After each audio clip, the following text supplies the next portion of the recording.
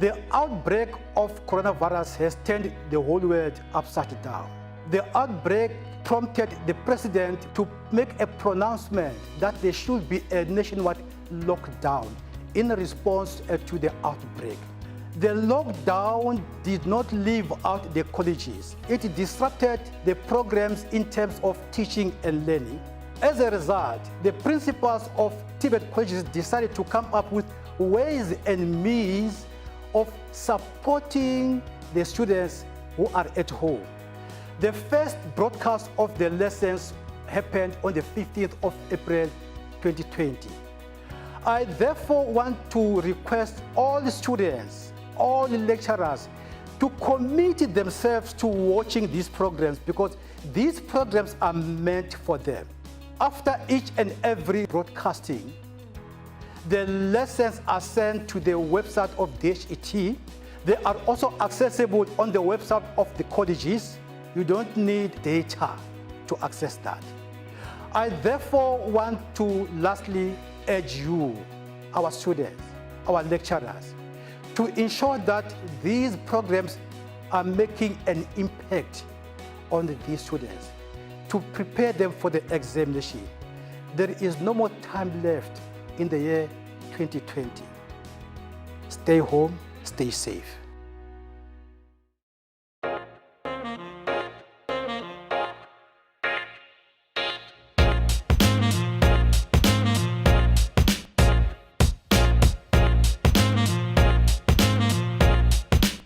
Hello students, my name is Bella Mangwale. I'm here to present New Venture Creation Level 4. I'm from Rustenburg campus, Orbit College. Today's topic is option available for funding SMME. I hope you've got pen and papers. There's going to be some activities that you are going to do during the lesson presentation. I'll give you 3 minutes for each question and we'll proceed to the next topic. According to our syllabus, New Venture Creation Level 4, we establish and run a business. So you cannot establish and run a business without funding. Today's topic is how to obtain funding. So there are certain requirements that we need to follow when we do funding for establishment of the business. You need to plan your business. We've got pre-operational plan. Those operational plans, the first thing that you need to do, you need to analyze the business. Need analysis. Where is the business going to be? Like in the market segmentation, survey, and the risk involved in that type of business. The type of business, is it going to be a service or is it going to be a product? You are going to choose whether you are running a service. Service is like petrol station, where you render a service. It's where you use things like, for instance, I can say service station, places like fitting of tires and so forth. And then products. If you sell product, what kind of a product are you going to sell? That is the type of business. Is it going to be a service or a product? The pre-operational and startup costs. You cannot run any business without funds. You cannot run a business with a small amount of money because there are securities, there are amount of cash flow that you need to use in the type of business that you are going to run. The other thing is registration of the business. You need to register with CIPC, and again you need to get tax clearance by obtaining tax certificate at SARS. The other important document for you to run your business is to design a business plan and a business profile, if I can say. Right, the main topic today, as I said, we are going to learn how to obtain funding, as you cannot run the business without funds. What are the requirements to get funding? Company registration certificate. You need to have a certificate because big banks, financial institutions cannot borrow somebody or give somebody or risk their finances with a person who didn't register the company. Then you need to get tax clearance, SARS certificate, and business plan. That is the very important document whereby you approach the banks or any institution that is going to help you with that funding. Now we've got a business profile. A business profile is also very important, whereby you'll be showing them the kind of product or service that you are rendering. It differs a little bit with business plan. This is having some pictures where it shows and tells us, and we see the kind of service or products that you are offering in your business. Right, business plan, we'll talk about it later. I will show you how to write a business plan in order for me to prepare you to approach the funding institution available in our country. All right, I hope most of you want to be your own bosses. You don't want to work for somebody. You want to start a business. As young and emerging entrepreneurs, you need to be energetic, be focused, and do whatever it takes for you to be somewhere, not to wait for a paycheck or salary. During our process, during learning delivery, I want you to answer some questions for me. What are the pre-operating plans? I just need 2 of them. Think about it while I'm going on with my lesson, and the type of business ownership that you intend to open, as you need to be your own boss. And then the third question, I want the advantages of being a sole trader. Remember that types of business ownership. It's partnership, sole trader, private companies, you name them. Now, I just want you to do the advantages for me of sole trader. I just need only 2. All right, I hope all of you will be able to answer all the questions that I've asked. Remember, I've said the pre-operation plans, it's need analysis of the business, market segmentation, survey and risk, the type of business and the products, pre-operation, or any other relevant answer that you know, you can still give it to me as pre-operating plans in these questions. Right? We are going to answer for you. I know you've got pen and papers there. Let me see if my answers are the same as yours. Mine, the first thing for pre-operating plans, I will think of the location. The first one, the location of the business. Why the location of the business? You cannot sell something in the wrong place, because the business is not going to to run well, you need to make sure that that product or service you are rendering is needed in that particular area. So that is very important for you to analyze and make a research. Ask the people through the questionnaires and flyers, what business do you need? They will tell you. Then out of that marketing survey, then you will be able to know that in that particular area, they need supermarket, they need butchery, they need bakery, and so forth. You cannot just go there and open a business and nobody is in need of the product or that kind of service that you want. So it's very important for you to analyze the needs and make sure that the lifestyle of those people that they are there, it will suit the type of business that you are operating there. Right.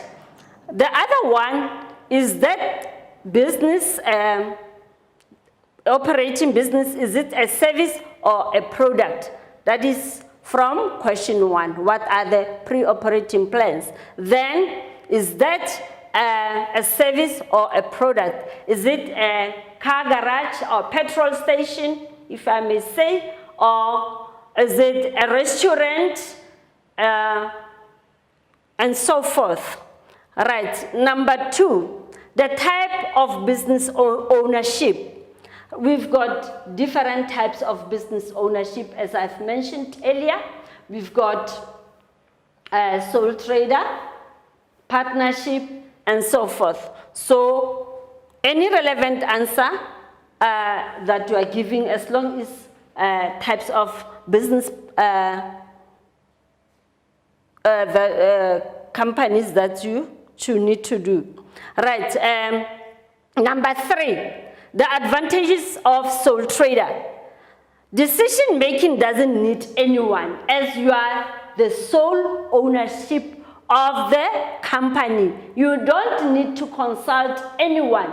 Decision making is from you yourself and it's final. No interference about the running of the company needs a second opinion because you are trading as a sole trader. Right, and the other thing, remember there are some disadvantages of sole trader.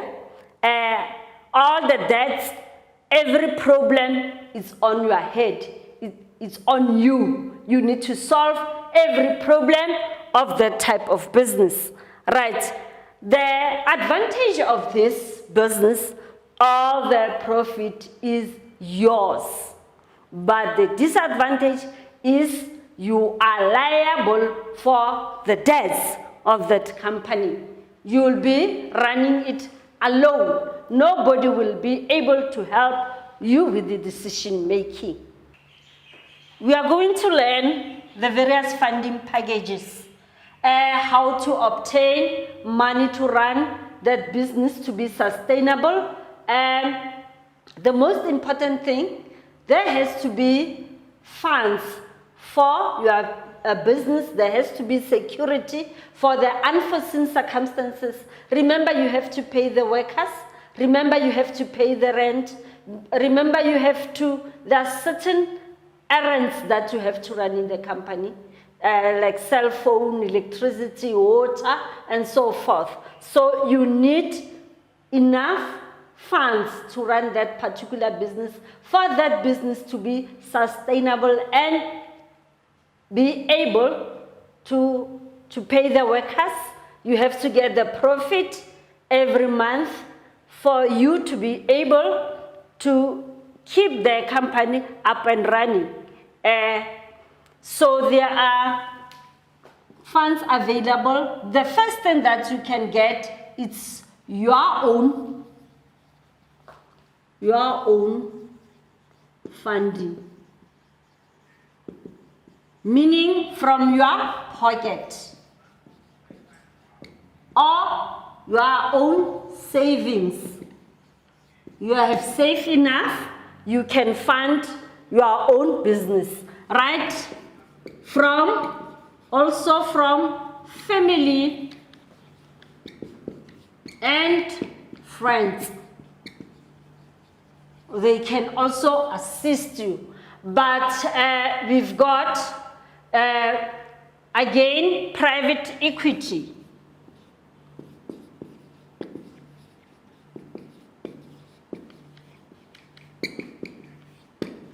We've got private equity, and we've got other funding directly that you are having here. The major banks.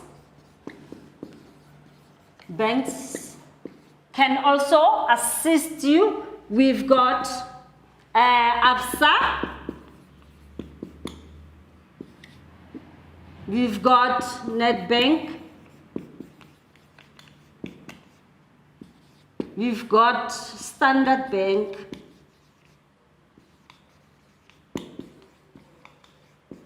We've got FNB. Each and every, all these banking institutions, they've got their own funding packages for small, medium enterprises that as long as you qualify, you've made your pre-operational plans, you've got proper business plan, you've got all the requirements that is needed, they will be able to assist you with your funding package. Any amount of money that you need, you'll get from this bank as long as you qualify. There are requirements.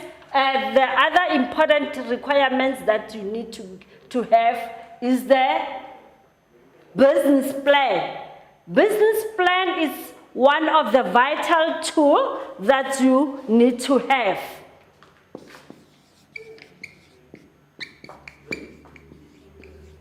Business plan. This is a document. It's a living document, constantly referred to. You have to monitor it. It has to be updated. It has to be reviewed time and again, because without it, you cannot run the business. You'll never be able to see your mistake. It's a monitoring tool for your business. It should include the employees. It should be realistic and achievable. Try to keep it simple as possible. Include objectives, market and the product and the service, prices, cash flow, equipment and personal and marketing strategy. Right, before we can continue, I just want us to go back to the questions regarding the funding packages. We've got questions. How much can you borrow for your business? How much can you borrow? How much can you pay back? That is the second one. What day of the month must be paid?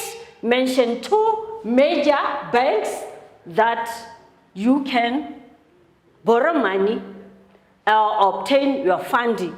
Right, we've got some answers for you. I hope you are still writing, but let me continue. The first one, how much can you borrow for your business? Any amount depending on the size of your business. Business differ from person to person, and you cannot say you borrow 50,000 knowing that it's not going to be enough for your company. So it's important that you have to know the type of your business. The size of your business is the one that is going to determine the amount of money you want to borrow from the major banks. Right, how much can you pay back? Any relevant answer depending how much you can afford. You will negotiate with those people that have borrowed you money. And the next one, what day of the month must be paid? Normally, we pay it back month end, or any day depending on the agreement that we have signed on the document. Right, mention 2 major banks where you can obtain funding. That is ABSA, FNB, Standard Bank, Nedbank, and we are having also the government sectors that can also help you with funding, like CEDA, Kula, you name them. Right, they are assisting small, medium enterprises. As I've said earlier, you cannot get funding without a proper business plan. Right, here is the business plan elements. It has to be a proper and successful business plan, and it has to be accurate. Otherwise, you won't get that money because your business plan is not standardized. Right, we've got number 1, we've got business background, the vision, the goals. 2, we've got marketing plan. 3, we've got business operation. Then we've got human resource, money management, the financial feasibility study, and the appendix. Right, then we've got cover sheet. Here is the cover sheet that you are talking about, the table of content, and we've got the executive summary. And most importantly, you need to make your SWOT analysis. Most of the people don't make SWOT analysis in their business plan. And what is SWOT analysis? It's a tool to measure your strengths, your weaknesses, and also opportunities and threats. And SWOT analysis, it's an assessment tool for your own business. It's a real important tool for you to know that your business, is it growing or going down? Is it going to be sustainable until 5 years? Right. We've got a format that is being done, that is the inside the business, that is the strength, and then we've got the weaknesses. The strength is your ability as an entrepreneur. How are you able to run the business? Are you having those potential, that energy, that mission, that vision for the running of that company? Now, what's your weak point? The other thing, the weaknesses. What is your work on your weaknesses? If you see that you've got this weak point, work on it. Then we've got external environment, the outside business, that is the opportunity. Opportunity, where can you extend your business? Where can you open that business? What is your threats? Mostly the threats is your competitors. People who are running the same type of business as yours. How can you overcome them? How can you win the market? That is all for today, and next time we'll be doing a business profile. Business profile differs from business plan. It's 2 major tools that you need to have, very important documents that you need to have when you run your business.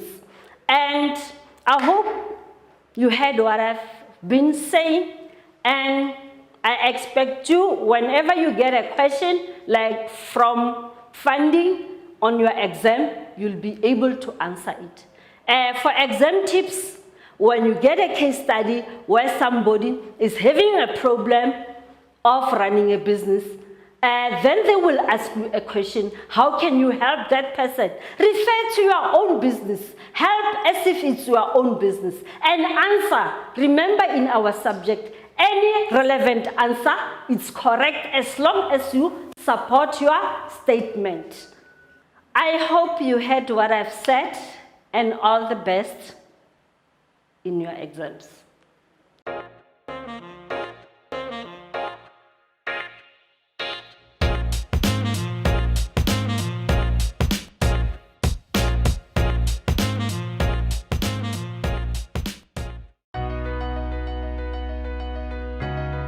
My name is Ntombi Njangase.